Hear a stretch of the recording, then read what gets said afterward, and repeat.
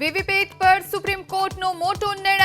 EVM અને VVPAT વેરિફિકેશનની માંગ supreme કોર્ટે ફગાવી। વીવીપેટ સ્લીપ પર બારકોડનું આપ્યું સૂચન।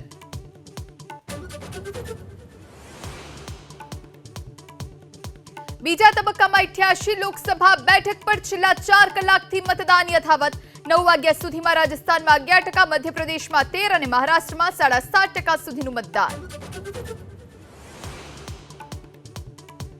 પ્રદેશ ભાજપ પ્રમુખ અને નવસારીથી ભાજપના ઉમેદવાર સી.આર. પાટીલનો પ્રચંડ પ્રચાર। નવસારીના ગણદેવી વિધાનસભા મત વિસ્તારના 18 ગામમાં ફરશે બાઇક રેલી।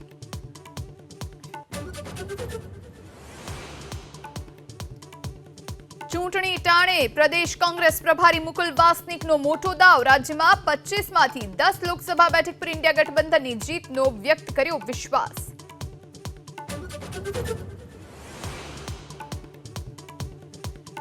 હાઈકોર્ટના આદેશ બાદ સમયસર જવાબ ન આપી શકતા જયસુખ પટેલે માંગી માફી। મોરબી ઝૂલતા પુલ દુર્ઘટનામાં જયસુખ પટેલે દાખલ કર્યું સોગંદનામું।